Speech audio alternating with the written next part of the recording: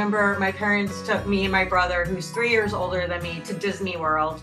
And there was big excitement about riding Space Mountain.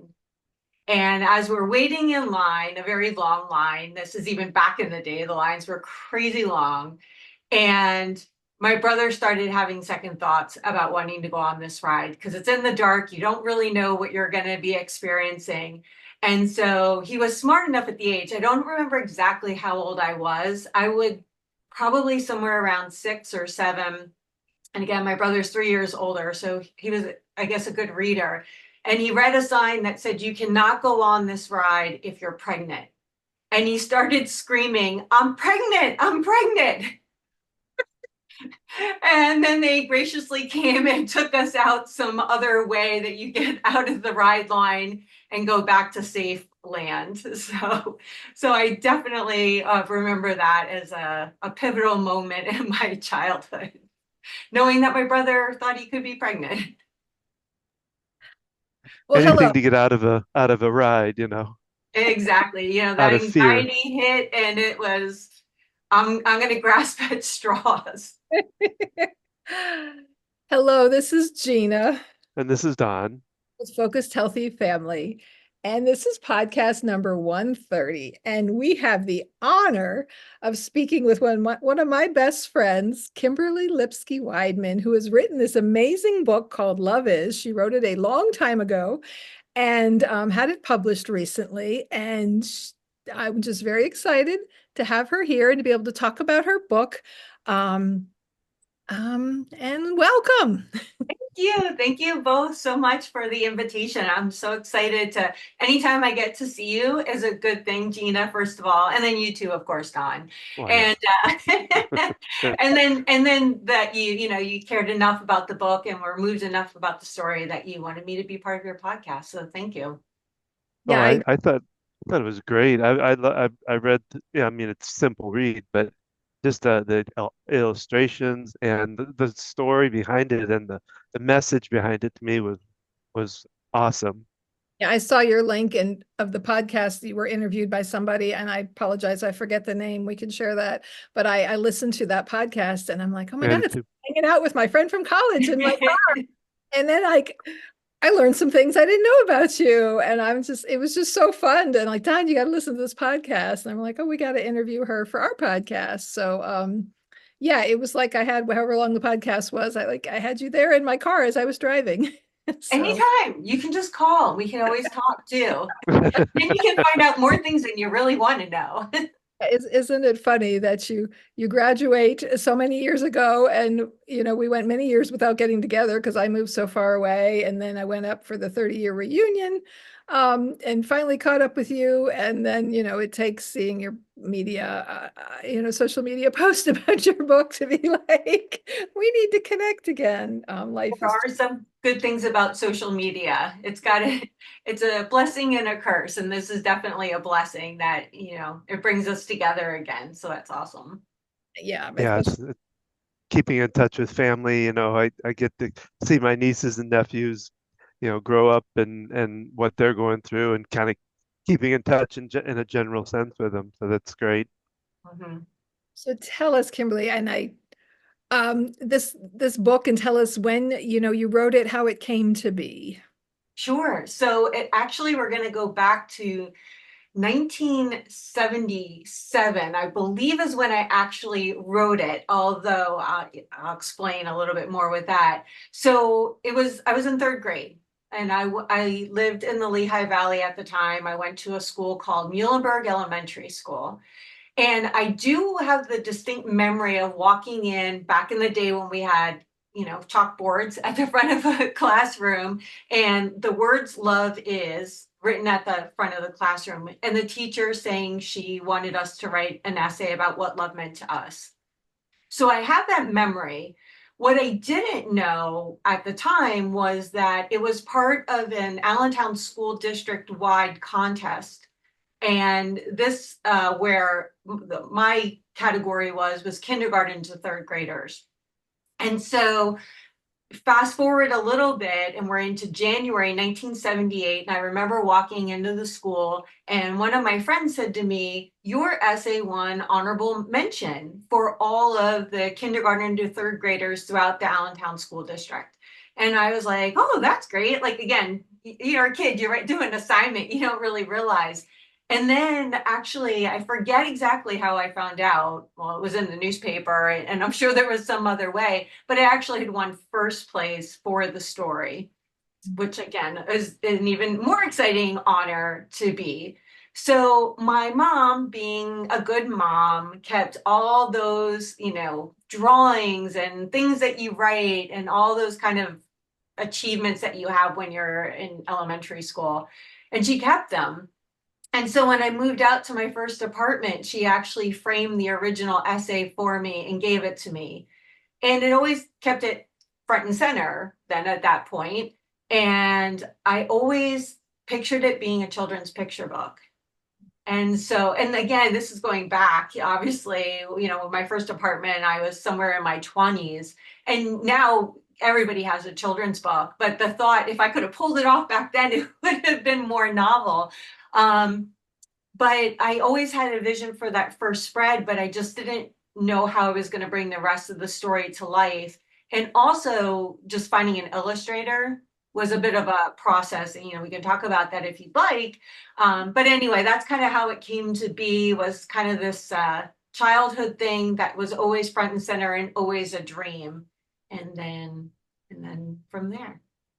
Yes. And So Kimberly, what triggered you into wanting to go ahead and then publish it? So what finally was the deciding element? So in March of 2021, my very healthy father, he's 77, he was in the gym all the time prior to COVID. Obviously, COVID put a wrinkle in that, but he contracted COVID and ended up passing away very unexpectedly. And I always had that thought, God forbid my parents got COVID, they were so healthy, they'll be fine. And my dad wasn't fine. So when he passed away, I just started thinking about his legacy. And then I just started thinking about my own mortality. And I don't have any children. Me and my husband, we don't have children. And I thought, I'm going to leave the face of this earth and no one's going to ever remember. And I thought, maybe it's the book. And, our world can be crazy at times. And I thought, love is something we need more of. And it's such a sweet, innocent story, the idea of what love is through the eyes of an 8-year-old, that I thought I need to find an illustrator. I started my own company because I wanted to go completely legit with this. So my own publishing company, and that's what kind of got me on the road to making this dream come true. yeah, it's kind of But, amazing how that worked well, I was out. just noticing that you have it dedicated to mom and dad for everying. There's no T in it, or so everying. What? I'm kind of curious about So, that. so I actually have a picture of the original essay in the back of the book as well. And the on that original essay, I essentially made a typo. And I wrote love is evering. And it wasn't the intention, but it's how it was. And so the dedication is a little bit of a nod, especially because my entire career I've been in marketing, I've been a copywriter. So the fact that I had a mistake, I'm like, I just got to kind of accentuate that and kind of throw it out there in part of my dedication to my parents.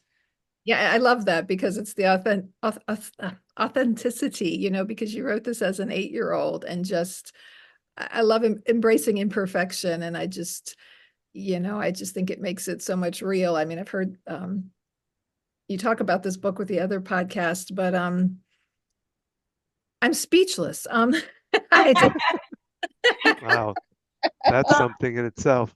Well, what I'll say about Gina, just playing off what you said about authenticity, yes. when I was debating about, and this has been over many, many years, I thought of making this a children's book. I met with an author I had met through a book club. We read her book and she came and we got together to talk about writing. And I told her about the story and she read it and she's like, it's great. what about if you develop the characters and, who is this man that's in the story and develop his character? And I thought about it. And then I thought, but how am I ever going to capture the innocence of an 8-year-old when I'm now, well, at the time I was talking to her, I was in my 40s. And I thought, it's just going to ruin it. And I thought, I just want to leave it pure exactly as I wrote it and go with that. And that's why the typo is in there. And then there's also this play through the book where as you go through the journey of discovering what love is, this repetitive word of then. Something happened, then this, something happened, then this. And as an adult and working with the illustrator, I was like, these thens are annoying me. As a writer, I wouldn't keep repeating the same word that's kind of a throwaway word. And then as I was talking with him, I realized, but how do parents talk with their children? Do your homework, then we'll go out for ice cream. Do this, then we'll go, like kind of that reward system. And when I looked at it that way, I thought, okay, again, as an 8-year-old, I'm kind of parroting some of the things I'm hearing at home. And so I learned to embrace that, which I found kind of annoying as a writer today. But again, going back to that authenticity, and that's how I told the story back then. And I wanted to be true to that, which is also why I started my own publishing company so that I could retain that total control over it and bring it to life in the way that I wanted. I've got to back up a little because I remember in college you had a desire to be a screenwriter. Um, and I really don't even know if you've written other books. I know you've been busy in the publishing world. Yeah, so the screenwriting thing, I don't know if I think you would have known this part, but because I was still in school at the time, but I did go out to LA. My one professor, Professor Severide, he had some connections out in LA, and I went out there and stayed actually, I can't believe this, with some strange man. The fact that my parents even allowed this, they were not like the most like go out there into the world little girl, but they were on board with this, and my professor knew the gentleman I stayed with, so I guess he kind of had vetted him on my behalf. I met with a screenwriter. I went to some of the studios out there, and then I had applied to UCLA Film School. And I believe at the time they only let in like 8 people, maybe.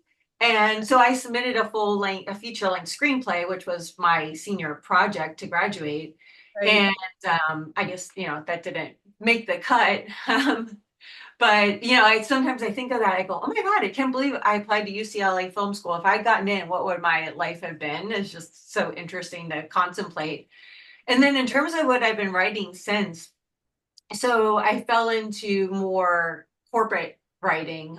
So I worked for some ad agencies and did copywriting and bringing, brands to life and kind of telling the brand stories. And then just your general business writing when you work in a marketing department and presentations and speeches for CEOs and that kind of thing. And then I would still do a little bit of creative writing here and there. I was big into poetry for the longest time. So certainly when I was younger and you have more angst, I guess as I got happier in life, I wasn't as inspired to write it. Although I have gone back a little bit now and I am doing a little bit more poetry. I started a young adult book. Again, never brought it to fruition and started a couple of novels. But there's definitely one I have my brain noodling around. It's going to be a fictionalized story of my husband's life because it's an incredible life and I think would inspire a lot of people. But that's going to be my big project. I am also thinking of doing some more children's books. The Right. tricky part is just the whole illustrator side of things and finding an illustrator and working with them. I'm going to see if I can maybe try to illustrate my own, which is Oh, its own wow. challenge. So we'll see. So many ideas. I need to just commit to doing one and start getting it done. So is the illustrator that you use for the book, is he not uh, up to doing more for you? Um, Yeah, I think it was a great collaboration for this particular book. I mean, he really did bring it to life. I know he has gone on, he's illustrated another children's book. I think he has his own stories that he wants to work on and do.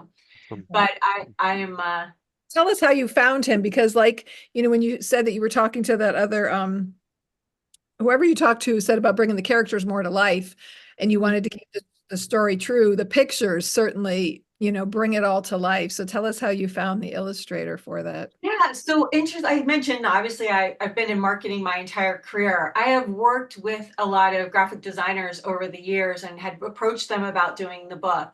And the timing was never right. It was, oh, well, I'm just starting my family, or oh, I'm just getting married. I'm so busy, and no one had time. So when I made the commitment after my father had passed away, I put an appeal out on LinkedIn. So, social media for professionals, right? And it's all about networking. And I said, I had this story and I want to find an illustrator. Let me know what you think. My boss at the time, his daughter, she is an illustrator in New York City, but she's an illustrator in New York City and a little bit busy. And then a gentleman reached out to me who had actually, and this is the interesting thing about life and timing. In my marketing roles, I used to lead the New Holland agricultural marketing team. And this gentleman, Manny Regas, the illustrator in my book, he had reached out when I was in charge of the brand and said, I used to do work for New Holland. I'd love to do more work with the brand. And I looked at his website and it just wasn't the direction where I was looking to take the brand. It wasn't, his style of design wasn't right. So we never met, I think I got back to him and just said it didn't work or whatever, the style wasn't right. He reached out on my LinkedIn and said, I can do this. And I looked at his portfolio online again. And now I was looking at it through the eyes of bringing the story to life in his illustrations. And when I saw his illustrations, I was like, I think this might be the person.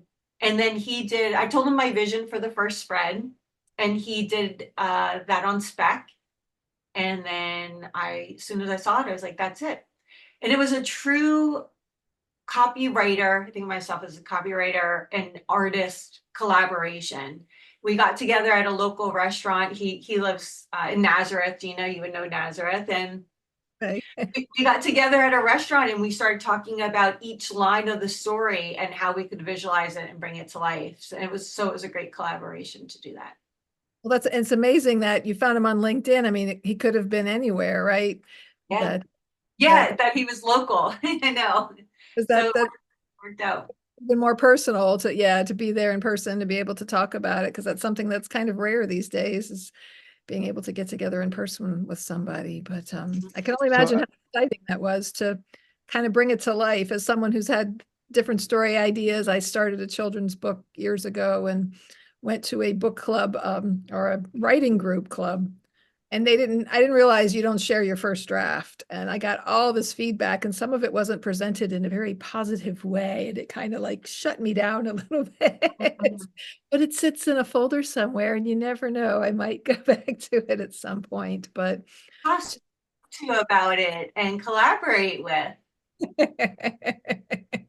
well, Here, Kimberly, an interesting story. And I hope the Crayola. yes. Gina was going to write a book, and it had to do with crayons. It was Okay. about crayons coming to life or something like that. You were talking Oh, with Harrison, I think. the kid jumps in the kid finds himself in a box of crayons, um, Yeah, and travels into. and you were interested in learning more about Crayola and Binney and Smith and all the developers of it.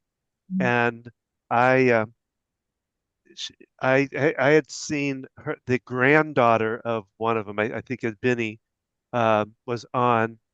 I think it was on Oprah, Oprah. Yeah, it was Oprah. and so I didn't tell her about it, but I I contacted Oprah, and I also heard she was talking at Purdue University, and so I emailed up to Purdue And this is back. and just said, "What's that?" This is like 20 years ago. Yeah, and didn't really think about it. Did you know?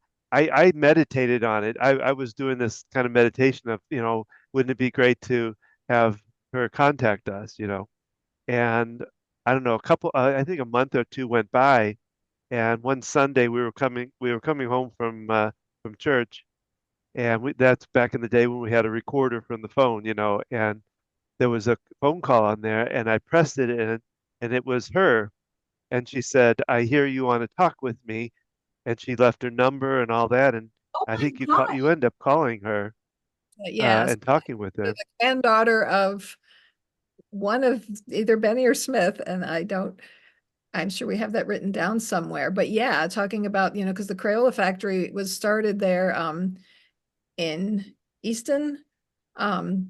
Pennsylvania. Easton. Yeah, Easton, Pennsylvania. Yep. Yeah, so right, yeah, right, not far from where Lehigh Valley, where Kimberly and I grew up. And yeah, I mean, it was pretty exciting just kind of how he manifested that and just being able to talk to them about my story ideas because yeah, I had a lot of different ideas for it. And just I'm not sure if I like recorded things that she said, but it was Yeah, I think you wrote them down. I remember she was so nervous. Aw. Well, it's so funny you bring up Crayola because I had actually approached them recently about a partnership. So someone I used to work with at the morning call now works for Crayola.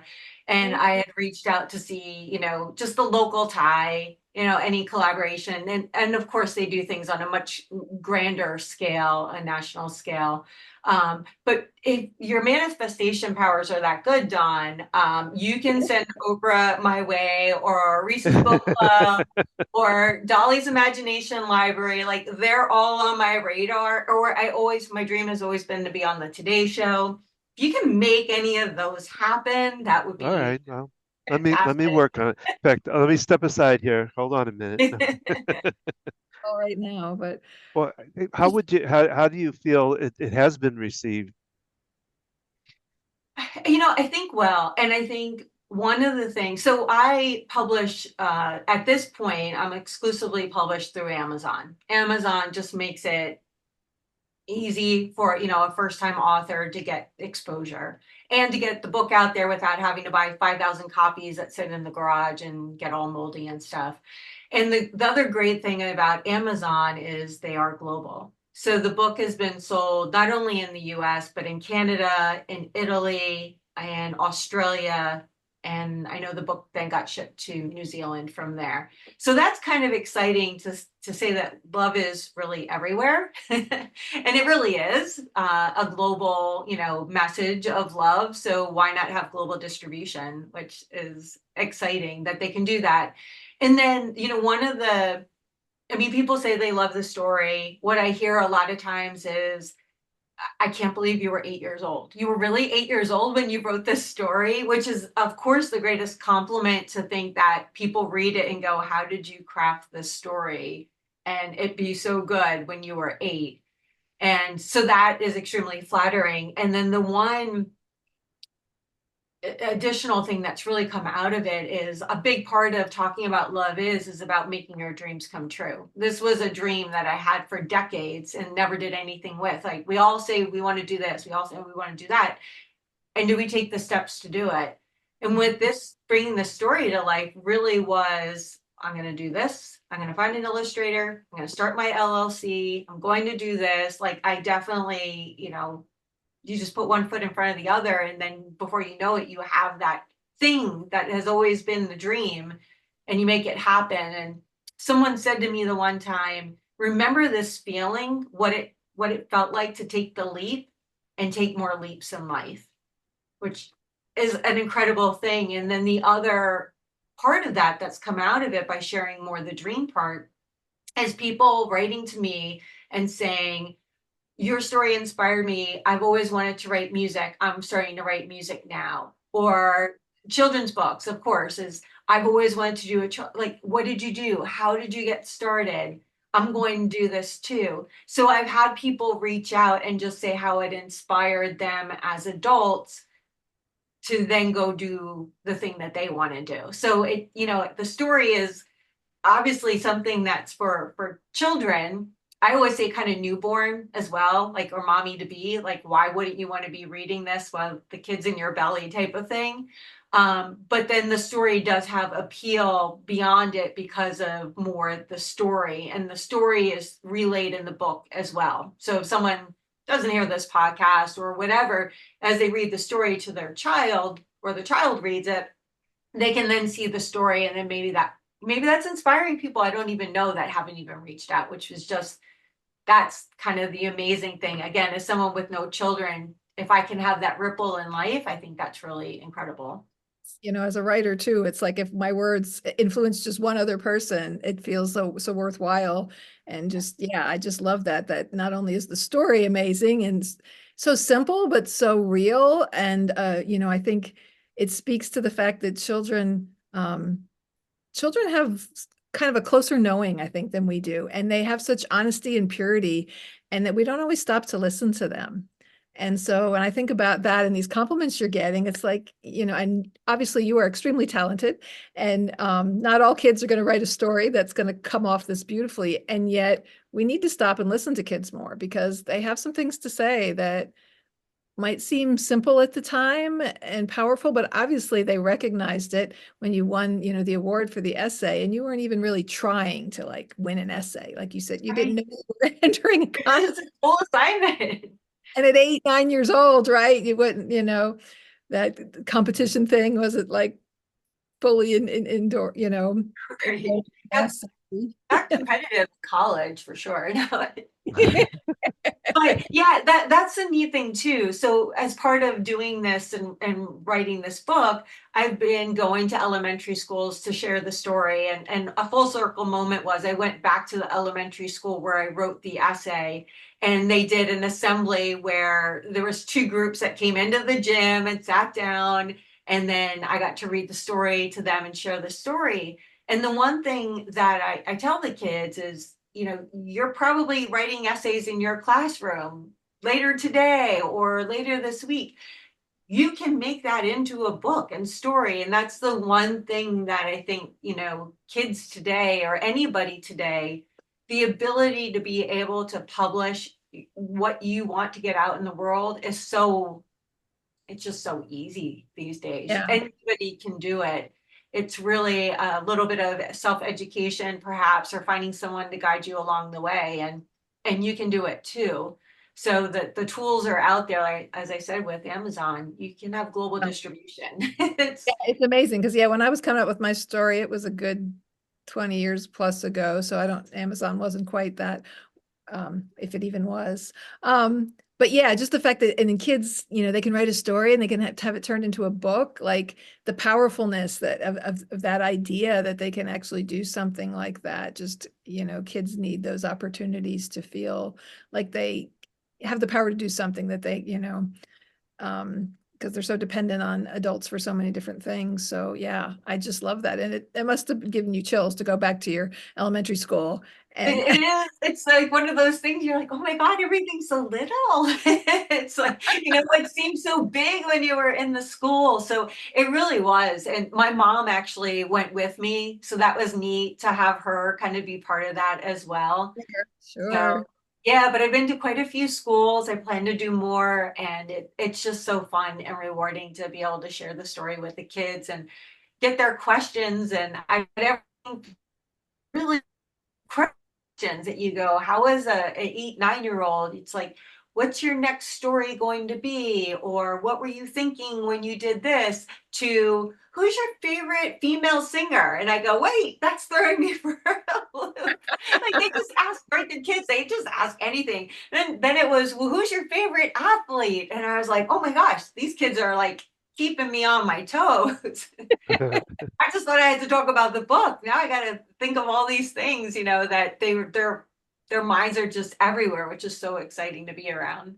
Yeah, Well, th one of the things that, as I talked to this about before, about this is written towards kids. That was kind of your audience, but it really fits anybody, any age, really.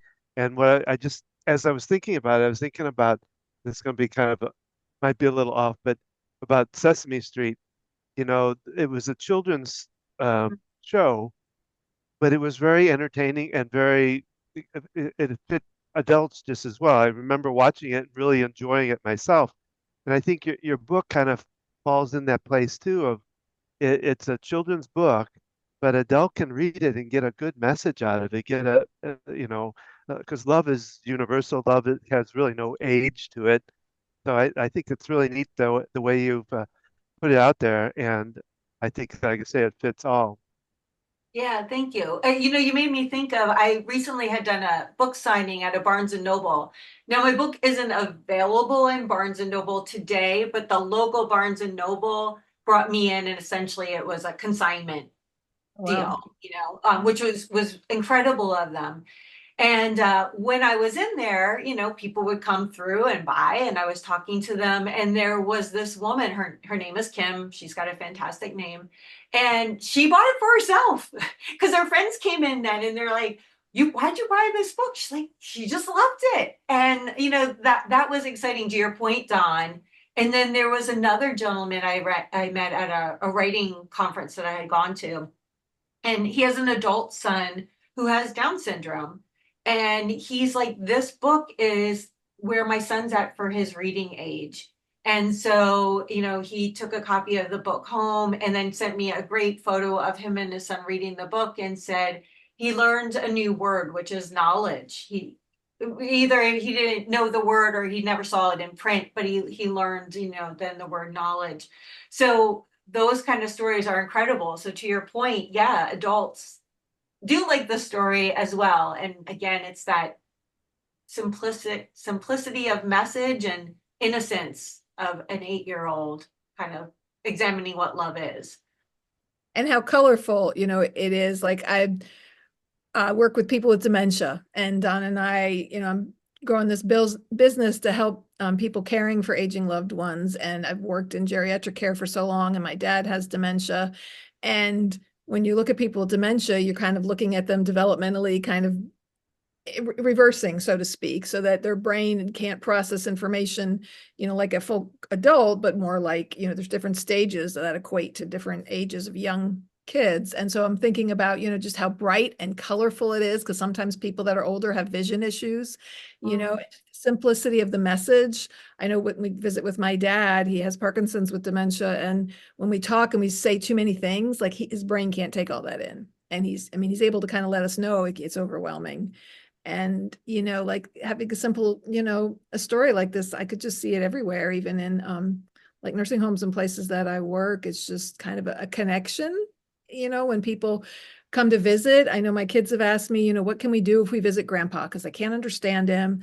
And, they don't know what to say to him and what to do, but having things, like a book or something to share together can be a really good a connection way. And yeah, the message is just beautiful and amazing, and it speaks to you and your amazing mother. Kimberly has the best mother. I agree. She's gonna love this part. She's one of my favorite college friend moms. Yeah, I was very fortunate with my parents for sure. Yes, and just that she Well, the saved. fact that she kept it, and all that, that says a Yeah, lot right there too. yeah. So, yeah, and it just, how beautiful it's, love, what love is. Your mom held on to the story because she knew how special it was and that she framed it for you, right? If she hadn't done that, Oh, yeah, it would have been lost, It would have uh, been lost. I certainly wasn't going to remember the story and how I wrote it or anything like that. So, yeah, Well, I was very lucky. well, you know what? And I would imagine I didn't know I mean, I think I've met your mom, but I don't know her real well, but I would imagine she's the one that instilled the idea of love into you in the first place. Yes, and also love for reading. Although that Yeah. took me longer to adopt. I felt like I was a natural writer, but a terrible reader. But I'm better now. I've gotten better now because I took another leap and left corporate life recently. So now I have time to read, and I'm really enjoying it. But yeah, she always read to us as children. So definitely, I'm sure she helped build my ability to tell a story by reading me all those stories all the time. And just how beautiful that just, your father's passing inspired you to move forward with it. Just like you talked about, a legacy, and just, it's a testament obviously to him as well. Yes, both your parents are amazing. And I was kind of curious as to, like, with your publishing company now, are you publishing for others? Have you done much of that? What's your business like? As of now, I have not published anybody else. So I am thinking of it as the works that I want to create and kind of put out into the world, all inspired by this idea. So it's called KLJ Happiness for those who are just listening. For those who are watching on video, we've got it kind of up on the screen. But the KLJ stands for kindness, love, joy, and then of course happiness.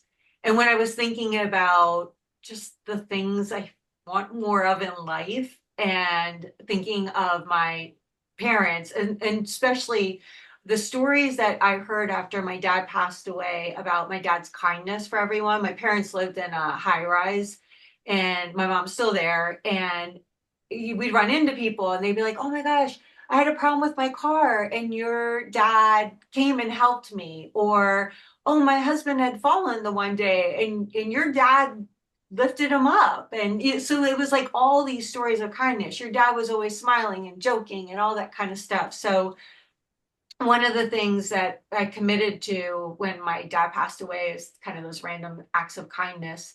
And we had asked everybody, it was 2021, so we were kind of still in COVID a bit, but asked people to just, don't donate to anything. Well, they could donate, that's kind too, but really do an act of kindness for somebody else as a way to honor him.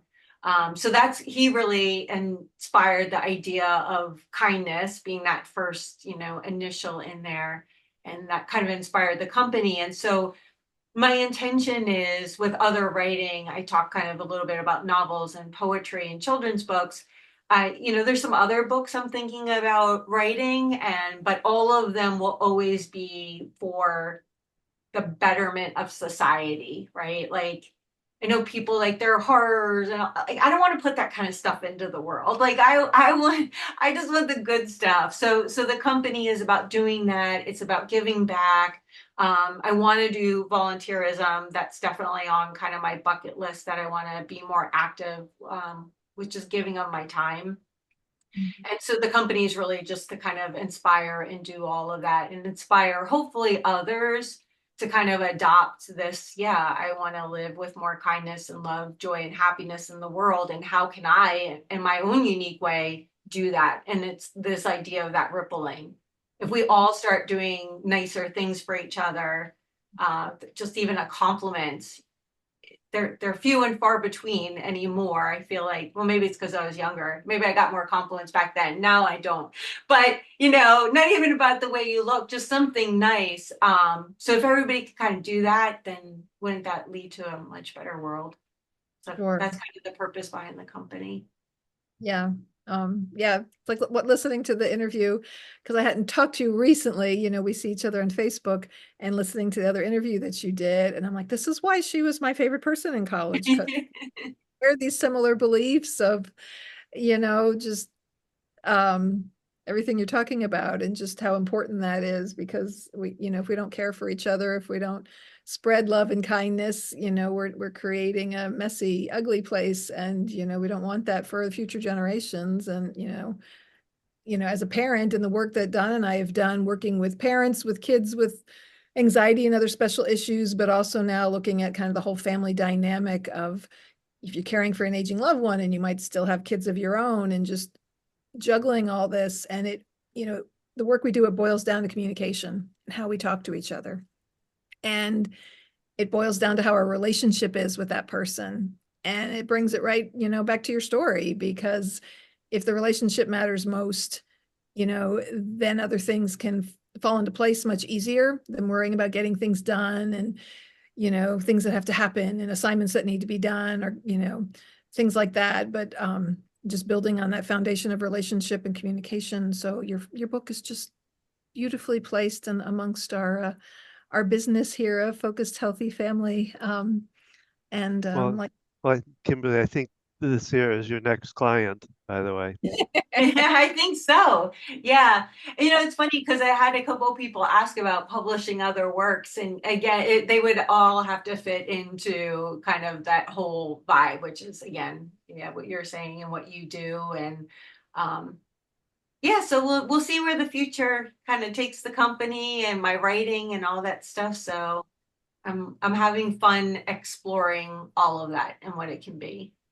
I want to back up and ask you just one more question. When you, um, I mean, your mom framed it for you, and when you moved out on your own and you put it up in the frame, and like when you saw it, when she gave it to you, then like, had you seen it in a while? Was it kind of, do you remember when seeing I it when she gave it to you? I don't remember. I think, probably I was just like thought it was the coolest thing that she did. And then actually, my former mother-in-law, she had cross-stitched the whole story for me too, which was kind of a really sweet thing. So so of course still have that as well.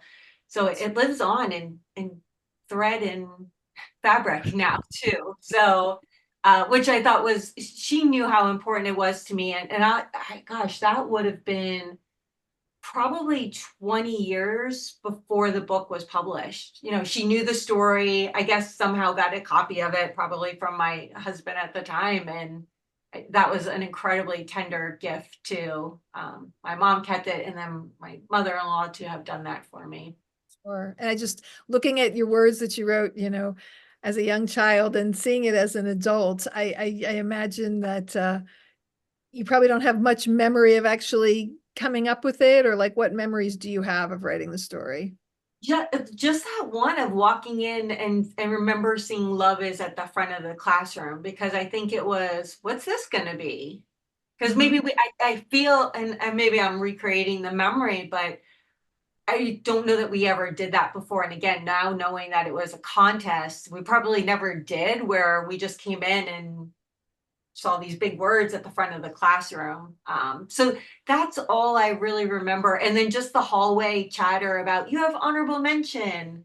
And then it was, no, I had first place. Like, I remember all that stuff too, because I guess those are just like those like pivotal moments in childhood that you remember. It's like, oh, I won something. And Right, then, right. oh, I want it better. It's like kind of that thing. All right, so I think you two need to share. I'd like to know, and I think it doesn't hurt to bring it up, how you two met. How did you guys get connected? So I have, okay, let me just say first off, I have a terrible memory anymore.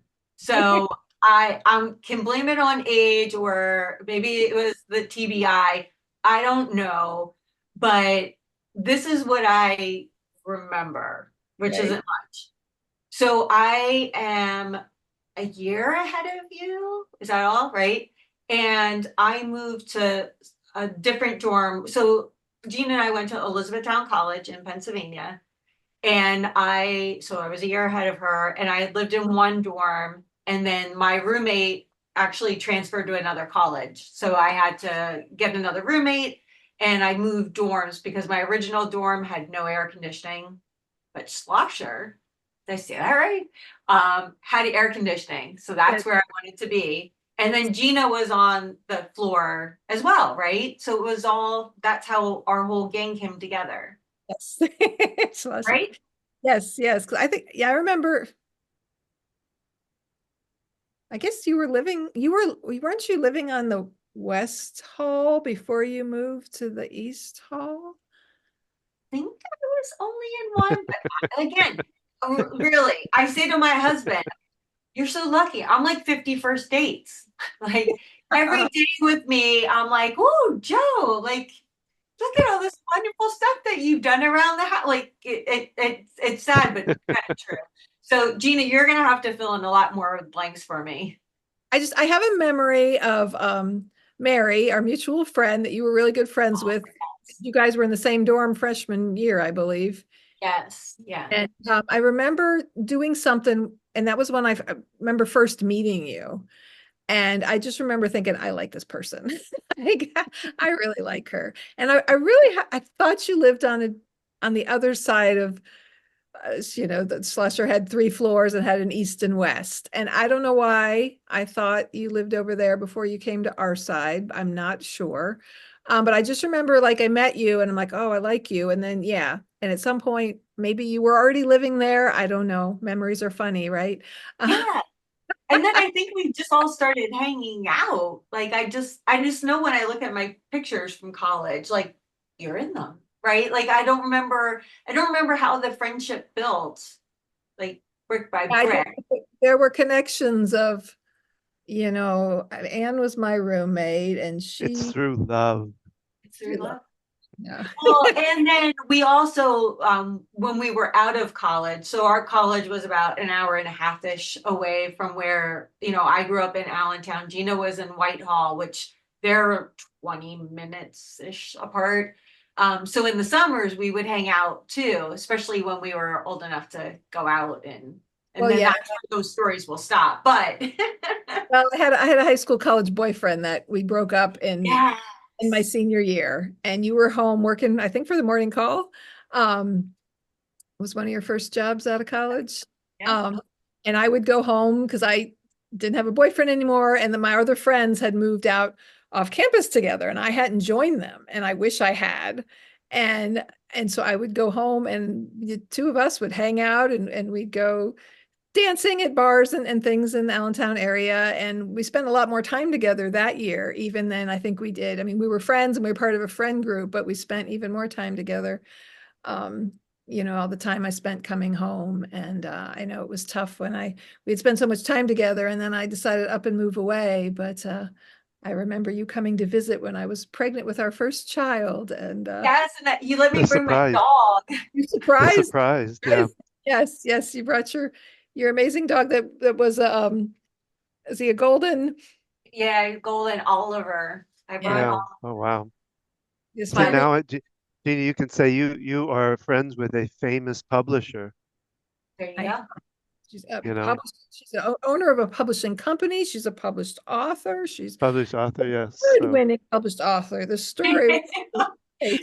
It's amazing how you can fluff it up with some good marketing. It's like it's an award-winning story. I mean, it won an award when I was 8 years old, but still award-winning. yes, of But course. it is amazing, Kimberly, and it's just An so exciting. Allentown bestseller. Yeah. It's just so exciting and fun that, you know, that's something, you know, we had in common as kids, and the creativity and the writing.